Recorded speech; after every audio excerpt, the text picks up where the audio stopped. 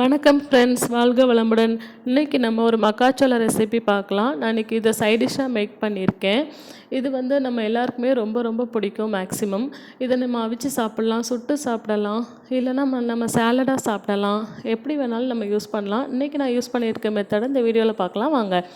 மக்காச்சோளத்தை நல்லா உரித்து எடுத்துட்டு அதுக்கப்புறமா ஒரு குக்கரில் வேக வச்சு எடுத்துக்கலாம். 2-3 விசிலில் நல்லா வெந்துடும்.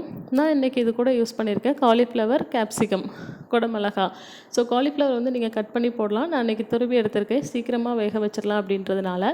ஒரு கடாயில் எண்ணெய், கடுகு போட்டுட்டு நீங்கள் சின்ன வெங்காயம், அதுக்கப்புறமா தக்காளி இதெல்லாம் போட்டு நல்லா வதக்கிட்டு, அதுக்கப்புறமா நம்ம சீவி வச்சுருக்கோம் இல்லையா, அந்த காலிஃப்ளவரையும் போட்டு நல்லா வதக்கிக்கலாம்.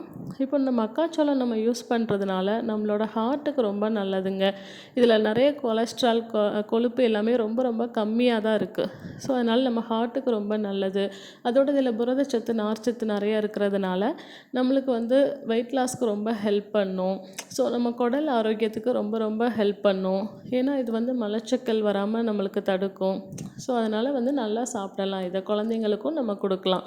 பாருங்கள், நம்ம குடமிளகா, காலிஃப்ளவர் இதெல்லாம் நல்லா வதங்கினதுக்கப்புறமா வேக வச்ச மக்காச்சோளத்தையும் அதோட ஆட் பண்ணிடலாம்.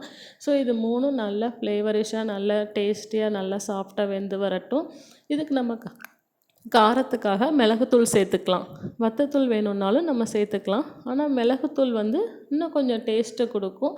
அதோட நம்மளுக்கும் டைஜஷனுக்கும் ரொம்ப ரொம்ப நல்லதாக இருக்கும் மிளகுத்தூள்.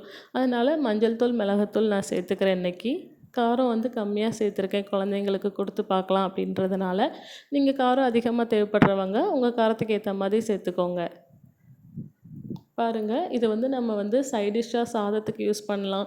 நம்ம கஞ்சி அந்த மாதிரி சாப்பிட்டோன்னா சைட் டிஷ்ஷாக யூஸ் பண்ணலாம். நான் இன்றைக்கி வரகரிசி கஞ்சி ரெடி பண்ணியிருக்கேன் வீட்டில். ஸோ அதுக்கு சைட் டிஷ்ஷாக தான் இதை பண்ணேன். நல்ல டேஸ்ட்டாக இருந்துச்சு. 2க்கும் காம்பினேஷன்.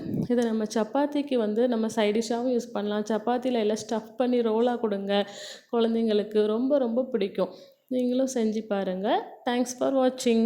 மறக்காமல் சேனல் சப்ஸ்கிரைப் பண்ணுங்கள் ஃப்ரெண்ட்ஸ்.